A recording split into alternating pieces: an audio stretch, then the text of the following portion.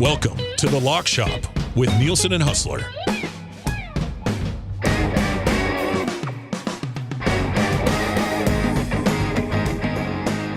All right, it is 11:04, and you are riding with the Lock Shop. Thank you very much for being here today.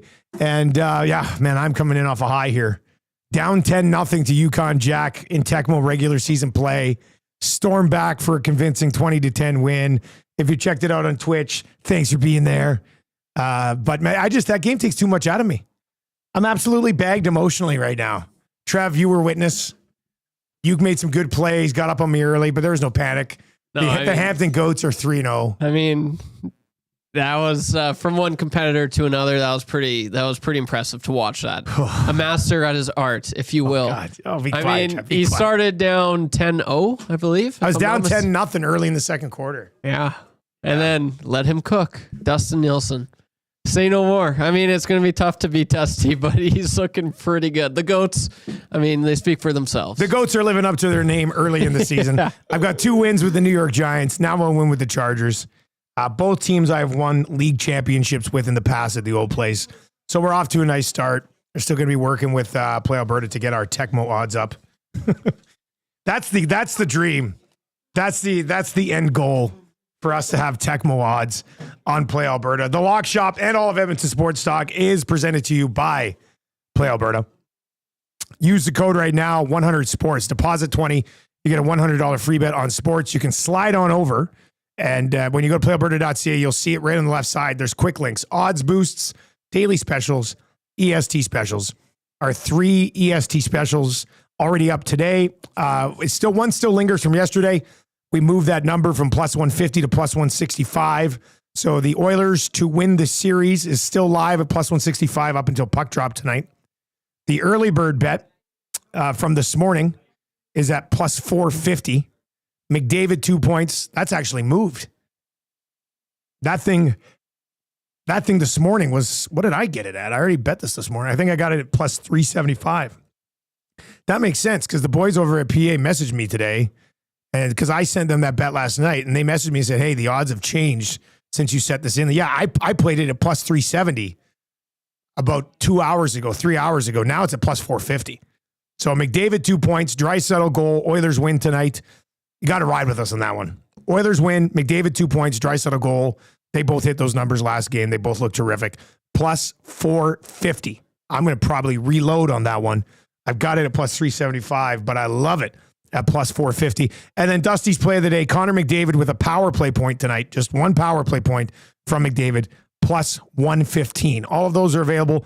EST specials page over at playalberta.ca. If you have not yet downloaded the app, download the app as well and make your bets count for you and everyone else. With the Play Alberta app, hundreds of player prop bets on the biggest leagues, NFL, CFL, NHL, NBA, MLB, you name it. You're not just playing for fun. Supporting the province as well. Play Alberta revenue helps fund Alberta programs and services. Deposit today with the promo code YAG50 and get an EST exclusive $50 free bet to get started. And if you're riding yesterday, Lock Shop Partner Parlay hit. It was Anthony Edwards over 37.5 points, rebounds, assists, and the Florida Panthers on the money line. So hopefully you cashed that with us yesterday as well. And probably got to start with the Florida Panthers, but let's bring in Huss from Winnipeg Sports Talk. WST will be live at noon today, Edmonton time, over on the Winnipeg Sports Talk channel. Huss, what's up, buddy? Good night in the Lock Shop last night. Yeah, it really was, wasn't it? It absolutely was. Yeah. Worked out well. With that one, I put together I went with the Panthers and OKC. Minus 7.5. That one came in together. And of course, we got the over 37.5 on Ant. We'll get to hockey in just a second, but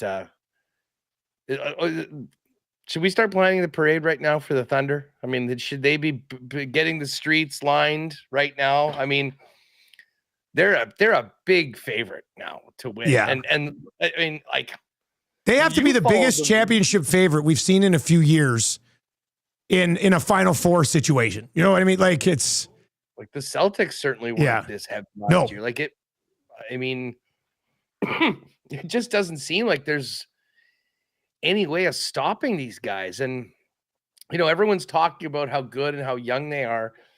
I don't hear a lot of talk about what they've also done, and we hit this all the time, but what Sam Presti's done in loading up all these picks.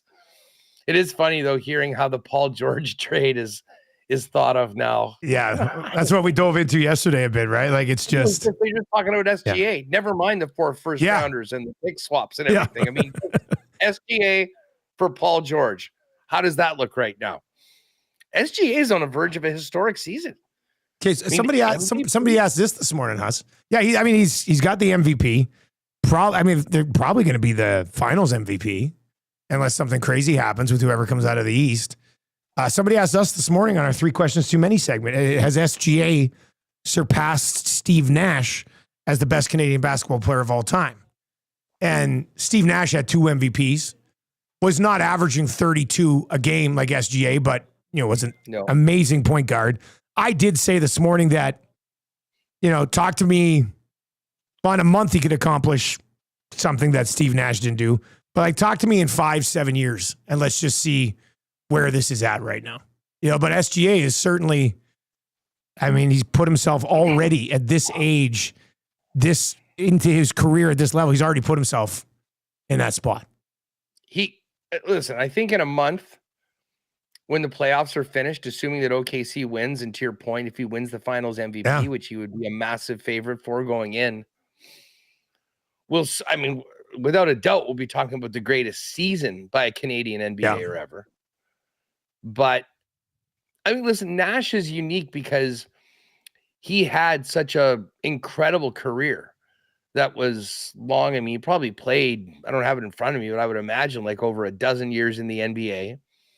And he had those 2 MVPs, which were so unique for a player of his status. And when you think about the guys in the league at the time when he did it, it's maybe even more impressive.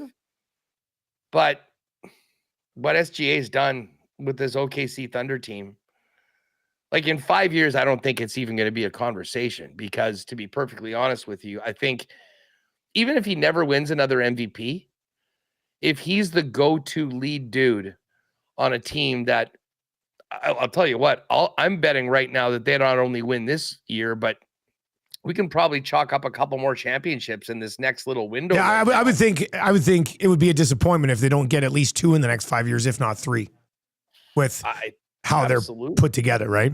Well, and the thing is, this goes back to our conversation about all that ridiculous amount of draft picks that they have. They will literally be able to make whatever move they want. This isn't the NHL where half this league has no trade clauses or no movement clauses. They'll be able to get guys if they want them. They've got incredible players that they have right now, and they've got all of those picks. So I in fact think it's almost more likely that they win in the future than it was for them to win this year. So he's quickly becoming a household name north and south of the border, even playing in OKC. And that team is just poised to go on, an incredible run right now, beginning this year with the championship, and doesn't seem like anybody's stopping them. And you know what else is pretty incredible for SGA right now is he's got the MVP, probably a heavy favorite for the title, and would be a Finals MVP. The last guy to do that was LeBron in 2013. But look at guys who have won titles since then. KD won titles. Obviously, Steph won titles. Giannis won titles. Jokic won titles. And none of those guys did that. And SGA's on the verge of doing that, which is pretty damn remarkable for him, and a really nice feather in your cap to do something that nobody's done in over a decade, when we're seeing some very, very talented players bring home titles.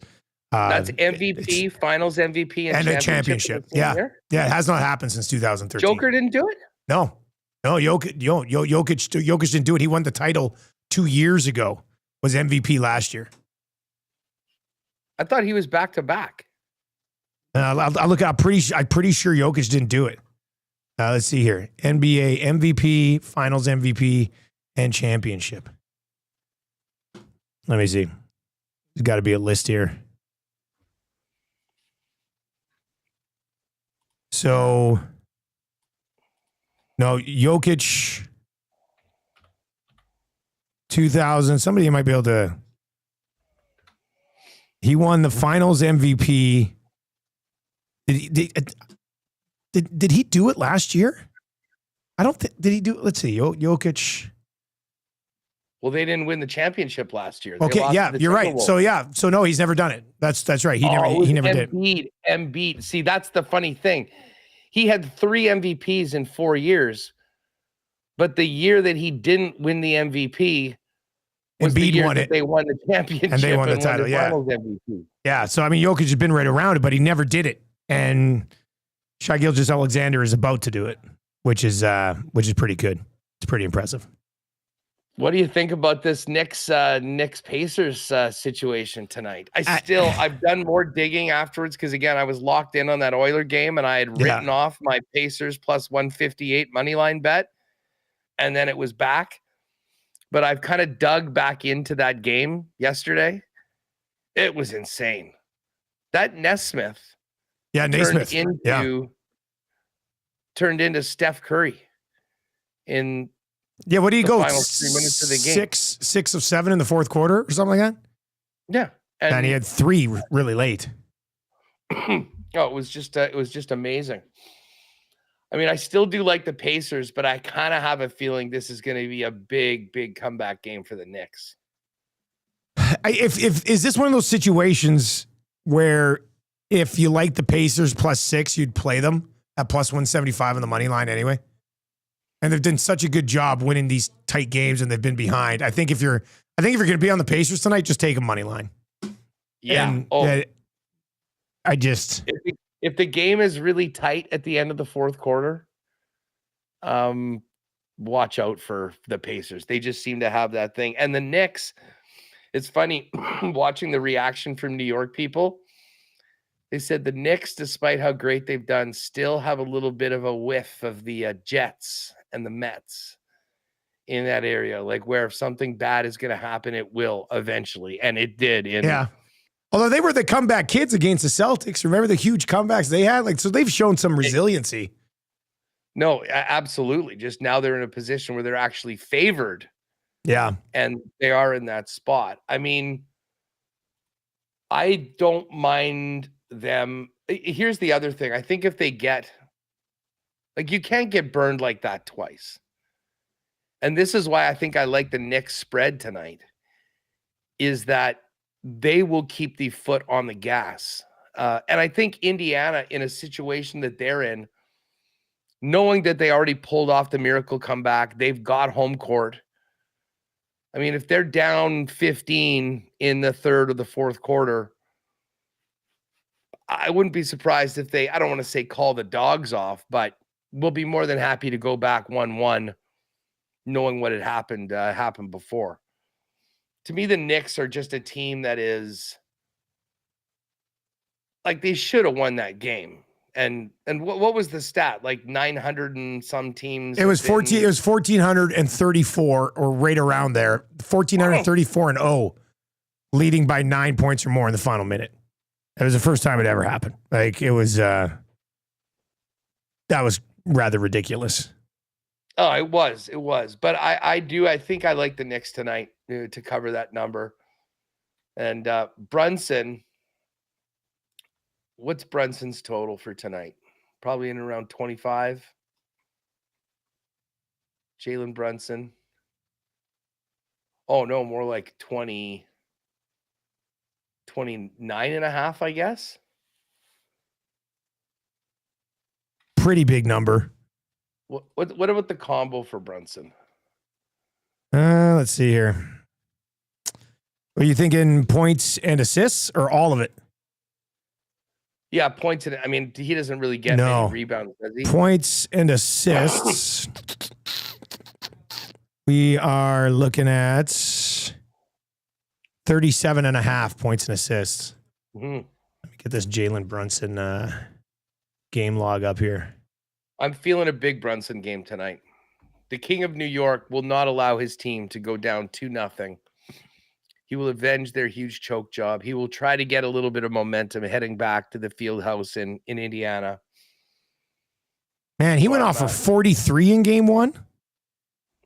I did not realize he had 43 points in game one. Yeah, he kind of got overshadowed. God. By everything that happened at the end. That was a really good game. What was his assists in game one?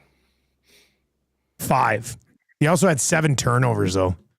I think that's his highest turnover game. That is his highest turnover game. I was going to say of the playoffs, but I'm just looking back his entire season game log. That was the most turnovers he committed in a game all season. So, I mean, bounce back game coming there. I don't mind that play. I mean, he covered the 37.5 that we'd be looking at in just points last game. Oh yeah. Yeah.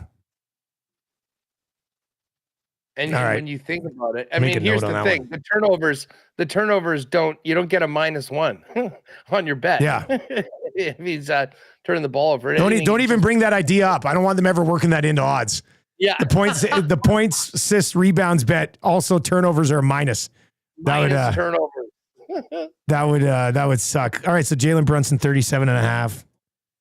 I mean, if we were going to put together a little something, we can maybe tie something from the hockey game in there tonight too. But you said you like the Knicks on the number, like not just money line tonight. You think you take them on the 6? I mean, I when you lose in the fashion that they did, I think that they'll be like more so than normal. I mean, the point spread is the point spread, but more so than any other point, I think they look to put an exclamation mark on this victory and, take this right to the buzzer, play defense, keep on trying to score points, because when you get burned the way they did in game number 1, that one leaves a mark. And listen, you laid it out. I mean, 9 points with less than a minute left. I mean, you have to be able to close, and they won't feel comfortable until the score is 0.00 on it. So I do like the Knicks. I mean, I'm seeing 6, but I mean, whether you're going 5.5 or 6.5, obviously 6.5, you get a better number on. I'm in on that. And I'm not even really going to focus in as much on the Pacers players tonight. I think this is going to be Brunson. You're the leader. Let's go out. Let's get a resounding win. Remind everyone that we are the favorites in this series. That was a fluke in game number 1. And get on the plane at 1-1, looking to get at least one in Indy and make this series back to a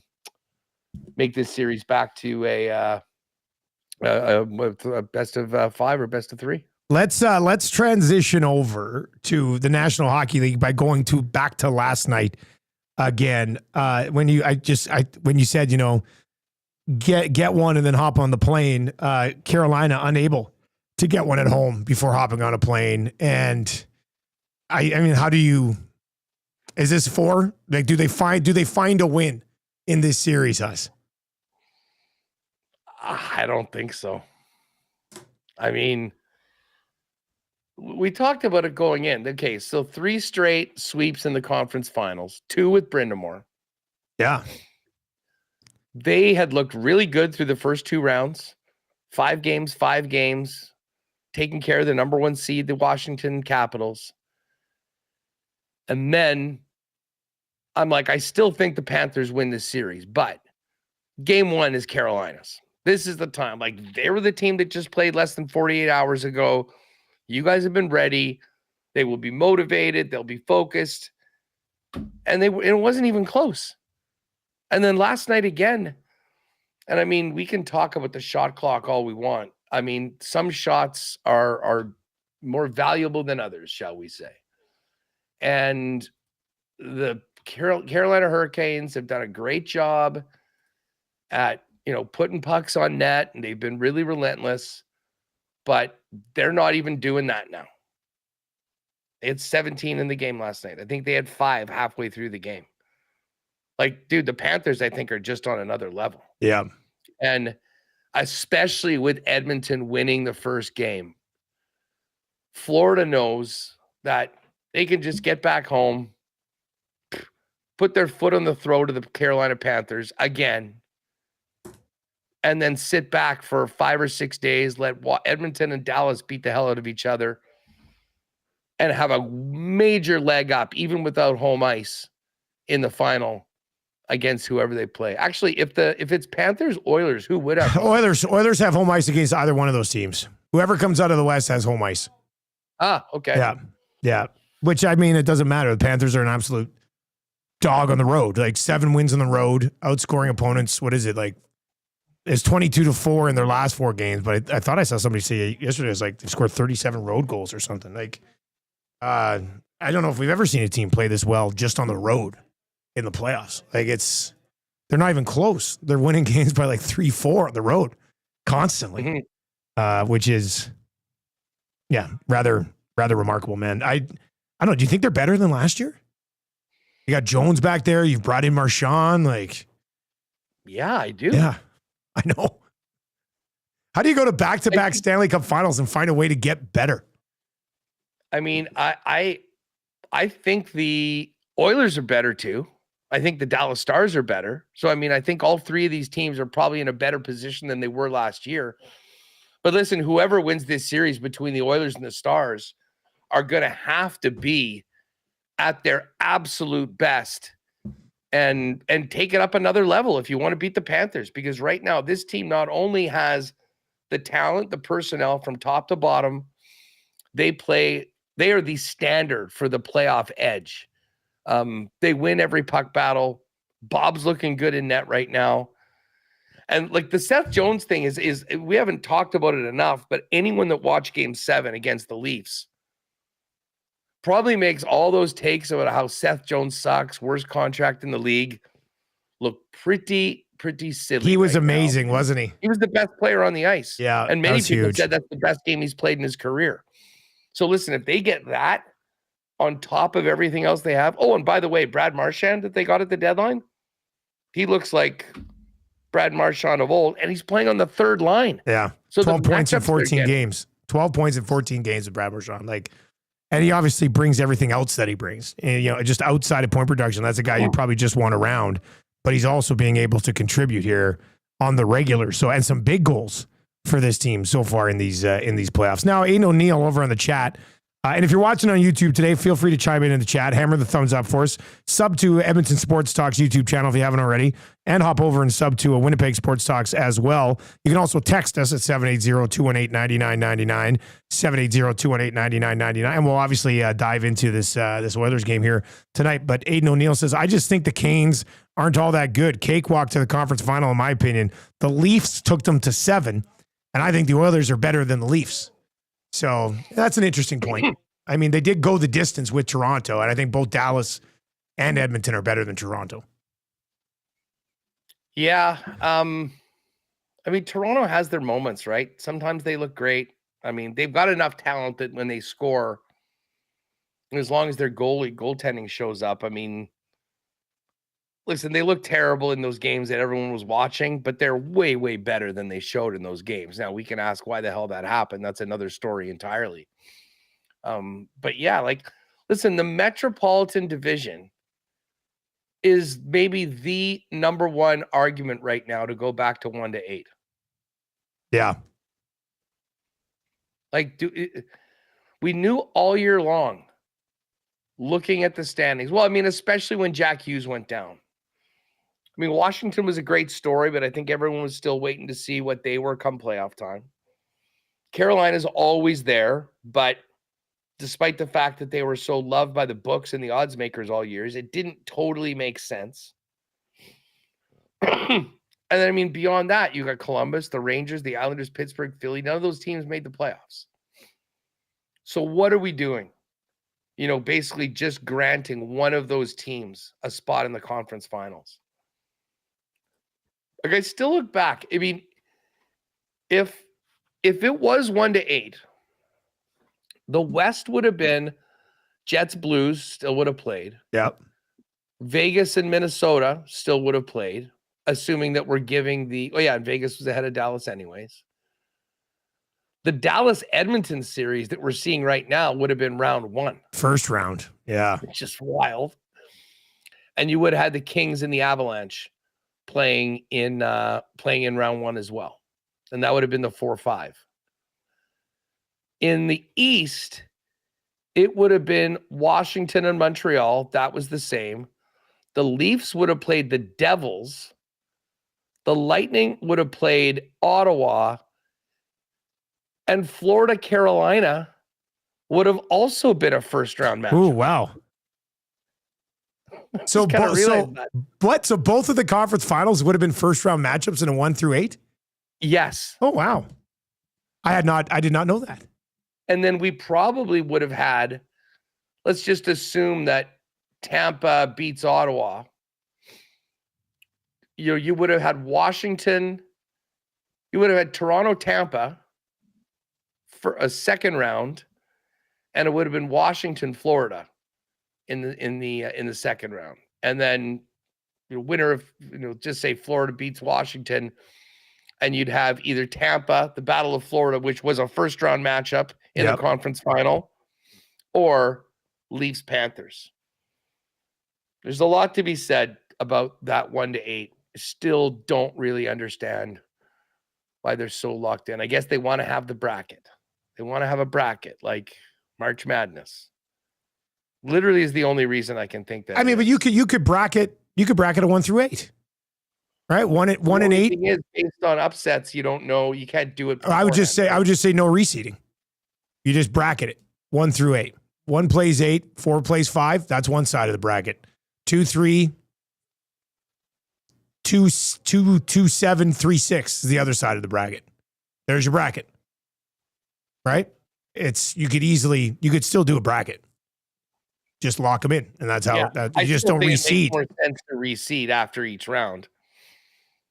If you but if they're holding on because of the bracket, they could still do the bracket. Because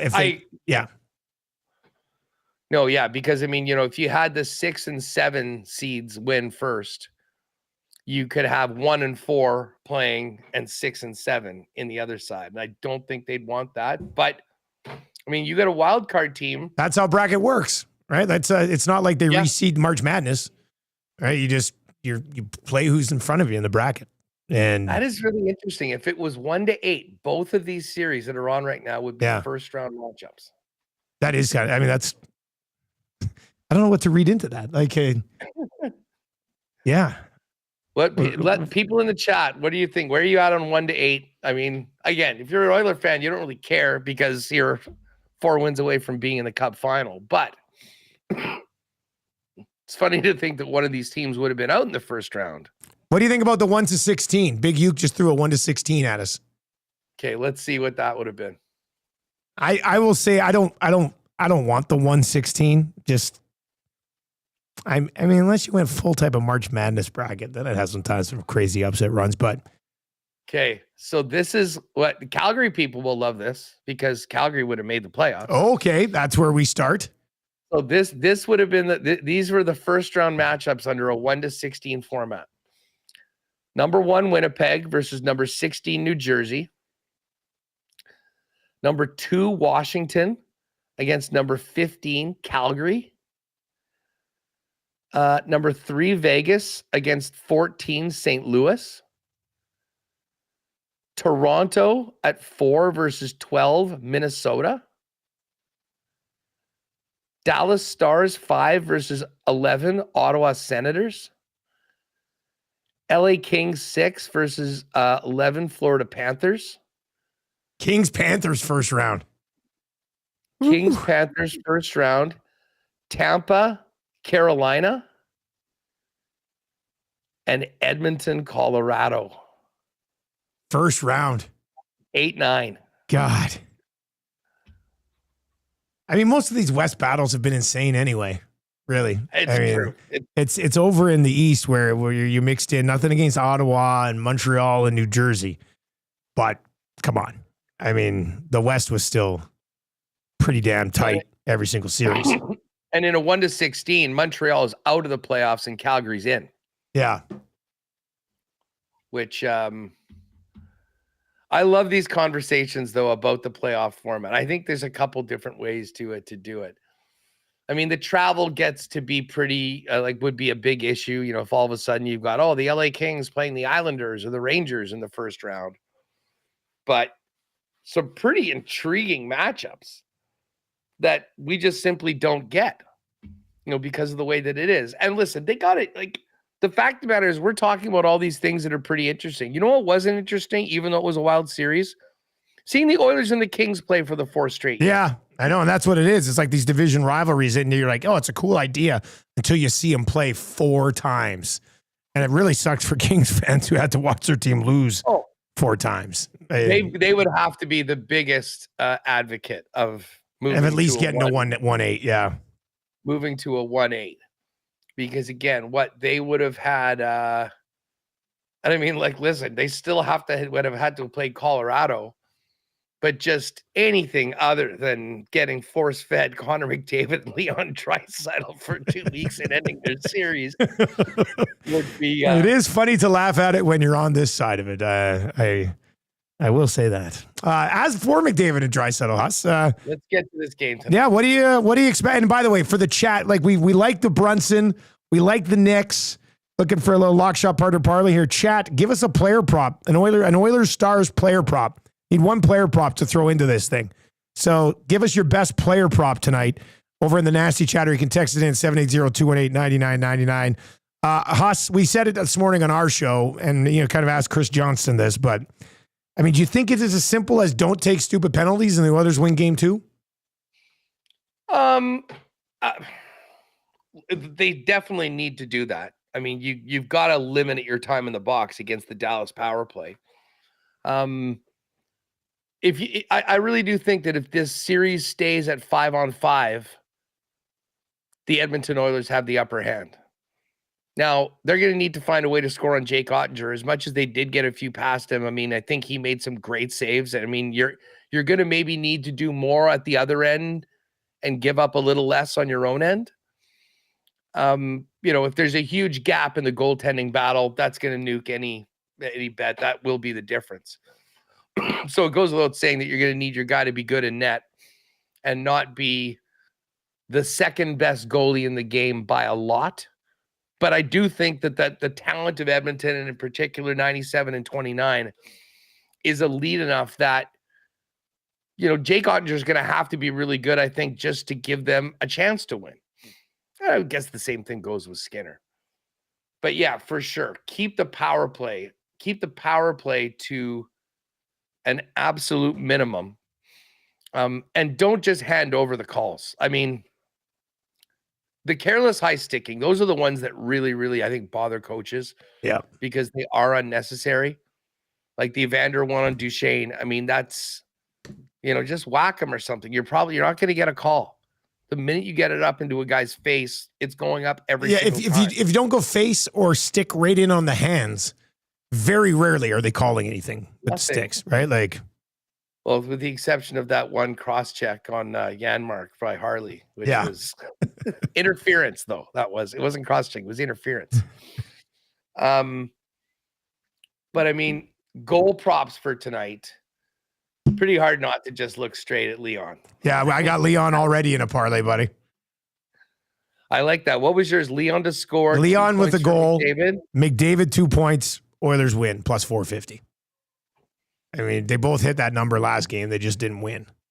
So, I mean, I think it's a juicy one if you want to get us on that one. But yeah, Leon to score is pretty, like his odds are plus 114. The next is McDavid at plus 146. There's a pretty good gap. And then you get Ranton and you get Hintz.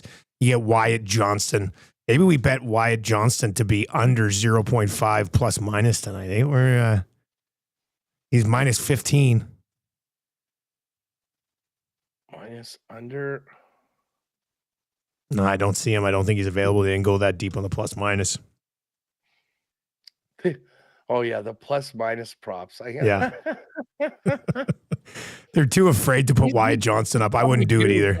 Not to scare people, but he's probably due for about a +5 night. Yeah, that one time. He goes minus 15. We bet him under, and he goes +5. That would suck. Something crazy like that had happened. But what do we think about just a massive McDavid game tonight? Yeah, I mean, the odds makers are worried about it. Like these numbers for McDavid for like over 1.5 points, even over 2.5 points. It's basically like getting a point or 2 points for a really regular elite person. players. Yeah. Like you just there's like an added point in for McDavid because of who he is. He had 2 in the first game. He had 2. Yeah, he had 2 in the first game. He had 2. Nice Draisaitl had 3. The fact that they lost and he had 2 points was a great start for the over 9.5 series bet. Because the one thing you'd be worried if they got that win as well is like, okay, maybe this is going to be a really short series. Now, I mean, I think we're looking at for sure. I mean, I still like Oilers in 6. That was my previous. I hit that on an exact total. Oilers 4-2. And I think if they win this game tonight, they'll be in very good shape to do that. And you can see like the book is, I mean, all the odds for the Oilers, a much shorter underdog tonight than they were in game number 1. Yeah, I mean, I think people are very much they're still a little bit of a dog, but they're very much expecting them to win this hockey game tonight, I think. And yeah, we'll see. I mean, the Oilers power play on the road, that was their first road power play goal of the playoffs in game 1. So we can see if they can keep that. Yeah, we can see if they can keep that rolling. I've already got that as my play of the day from Twitter. McDavid just with a power play point tonight because it's plus money. So I don't mind anything on the power play there either. What about Hyman? I had a Hyman point in game 1 and it didn't hit, but the number was pretty good. I'm looking at minus 102 right now for a Hyman point. What about goals? He's sort of due. He's been pretty steady. I wouldn't say he's due. Like he's been pretty good. He's also hitting everything that moves. Hey, have you seen those Hyman's hitting stats? Nuts. I mean, I haven't seen him through the first game of this series, but I know through the first 2 rounds. He had 12 in game 1. He had another 12? He had another 12. He set the all-time playoff record with double-digit hit games already. He's got 4. Like he's you know where they're talking about that? Toronto. Like in the full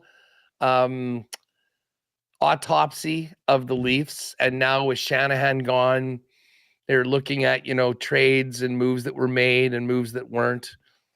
And them moving off of Hyman at 5.5 with what he's brought to Edmonton, what he did in Toronto, and the way that he's playing right now, it's triggering many Leaf fans.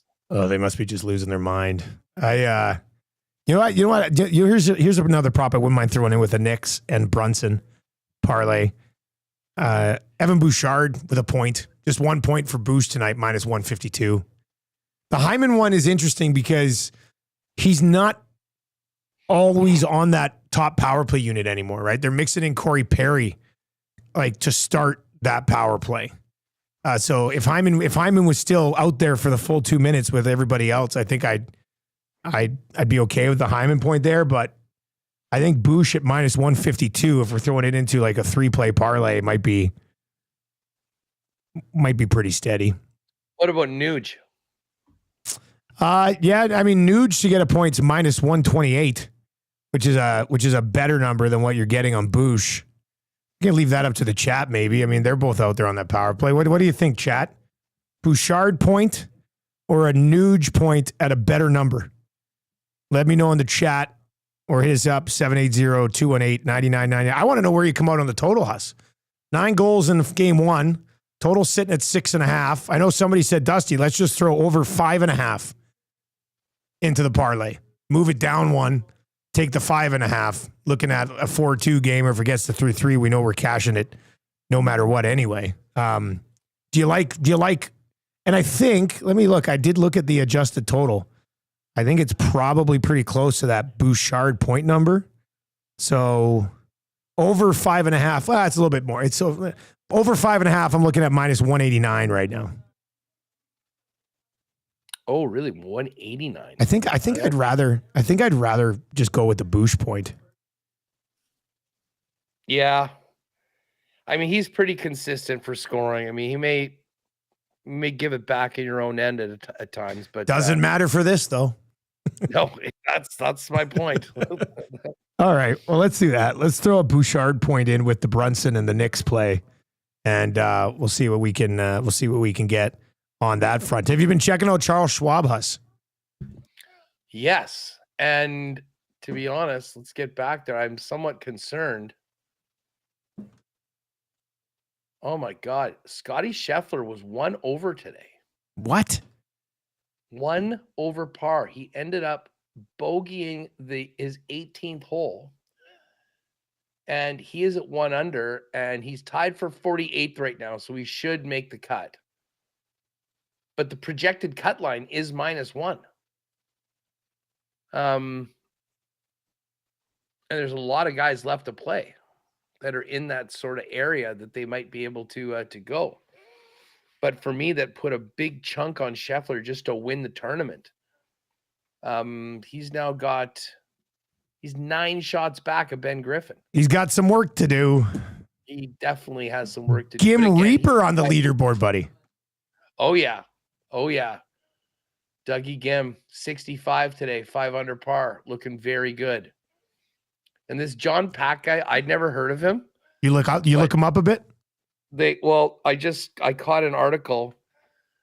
They say, what happened yesterday? How did you have such a great round? He's like, to be honest with you, I was so pissed off about the Knicks blowing that game. Yes. I guess he's a big Knick fan or something like that. He goes, I was just in that FU mode all day because of the basketball game yesterday, and I guess it helped my game with the 7 under par 63. I love it. I mean, but where's he been the rest of his career? It's not like the Knicks have been champions for the last 10 years. How old is this guy? Is he a younger guy? Let's see here. John Pack. He is view profile. He's 26, turned pro in 2021. He went to FSU. He's made 10 of 20. He's only played 27 events on tour. Okay. He's made 10 cuts. But yeah, he's from Scotch Plains, New Jersey. So he's one of these guys, 168th in the FedEx. His world golf ranking is 266. So he would have been like 500 to 1 to be first round leader probably yesterday. If you just randomly took guys at the end of the board and put a buck or two on them, you would have made some money. But I think that might have been his day in the sun yesterday. I'm not sure that. What are his results this year? He's played 12 events. He has 1 top 25. He's made 7 cuts. Best performance of the year was T17 at the Mexico Open. And again, the Mexico Open is that one that basically has Tony Finau and, one other kind of top guy. It's like a very secondary tour event. Hasn't got into any majors. I'll be pulling for a guy like that. Well, I'm pulling for Scotty to kind of remind everyone that he is the man. Yeah. He's going to have to go watch him drop a 62 tomorrow and then a 63, 64. Yeah, I was just going to say he could go capable 64, 64 type of thing. Listen, it might be worth it once this round is over. You're going to say it, eh? You're going to go live bet Scotty? If he's coming in, well, I don't know what the number will be, but I mean, he basically will be down near the bottom. I mean, it would be very nice if Ben Griffin would maybe drop he's now through 17. So let's assume that he gets in at 10. You're still talking about making up 9. But he's only 5 back of Gim. So you're talking about Hisatuni, who, by the way, is 3 under through 3. He's 7 under par. What a start.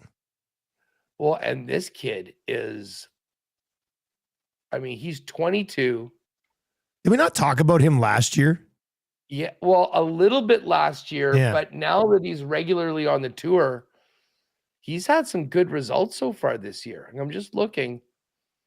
He was T4 at the Valspar, T5 at the Valero, had back-to-back top 20s at the Heritage and in the Zurich. T10 in Mexico. Missed a few cuts earlier this year, and he missed the cut at the Byron Nelson. But other than that, he's been good and really consistent too. Was top 40 at the PGA, which is still pretty good at a tough course. see how close he is once this is all done. But man, what a great start for him today. He's the guy that worries me about maybe getting a little hot and being right up there with Ben Griffin. But Chris Gotterup, who, and then Pack, and then you're looking at Gim. It's Ricky Fowler. So do not rule out Scotty Scheffler, I guess is what I'm saying, even though it looks like he's going to make the cut on the number. It's coming up on WST, Huss. Well, we're going to do, again, this will make all you Edmontonians envious. We're doing a bit of a autopsy on all of the Canadian teams that are no longer with us. Sean McIndoe, down goes Brown from the Athletics, going to jump on. The Hammer's going to jump on with us. We'll get to some chats with him, talking some Jets, talking some Bombers. And then Joey Slattery, the Slat Man. Yes. Some Seabears tonight. NFL Notebook with Hacksaw. And again, ESTers, you're all invited for the marble race. We'll open it up around 1:45 your time. Probably happen just after 2 p.m. So I know Duck Dad and you, Chaz, and a bunch of the regulars will be there. Still looking for the first ever Edmonton win. There's been a couple very close calls. Got to be due. You're all welcome. It'll be a big day for EST when they come into our house and win a marble race for the first time. It would set the tone nice for the game tonight. I will say that. Hey, road win. Big road win. That would be big. All right, man. We'll let you slide out, and we'll catch up with you. We'll catch up on Monday. CFL futures and stuff next week, which I'm very excited about. That'll be, you know it. Me and Hammer are getting going. I'm already diving deep into the CFL futures because we're doing a CFL 110 premiere is on Tuesday, and then Tuesdays from there. Elks fans, spread the word. Oh, by the way, just on the way out, I didn't mention this to you right off the top. Last night was at Princess Auto Stadium. Okay. For the Taste of the Bombers event. And they get like 15 local remember you restaurants. telling me about this last year, buddy. They did it again this year, and I think they're going to be doing it up big for Grey Cup this year. So there was a surf and turf burger, which was an amazing burger with lobster on top of it. And then there was a steak and lobster slider with a big, like not as much a lobster salad, but like a big hunk of lobster on like some prime rib. Oh my God, dude. Winnipeg will be well represented at the Taste of the Grey Cup event. So I'm not sure. You should dive in, see what the Elks are doing that. Maybe the EST team could be part of the testing and judging criteria for this. I'm just saying.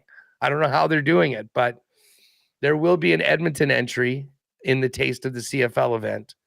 So I think you guys would be a great, great group of individuals to be involved in judging if they're not doing a big event like we do here in the Peg. That would make sense. We would definitely be up for it. All right, man. You have a good show. Oilers tonight. Oilers tonight. Love it. All your props. I will be riding with the big boys tonight. And just on the way out, thinking about the total, I don't even mind the 6.5, to be honest. I'm kind of looking at 6-2. Listen, I really would love to see Jay Cottinger get lit up. So, guys, make that happen. Let's hit the over as well. Enjoy, everyone. Good night. All right, there you go. That's Huss. He likes the Oilers tonight, and he doesn't mind the 6.5. What I sent over, I played it a little bit. I know the boys are putting it together here. And hey, shout out to many of you who texted in during the show today asking for the codes. And get those codes now. They're for new and existing players. So everybody's eligible for them, and we'll have a new run of codes in June. It's YAG50, $5 deposit.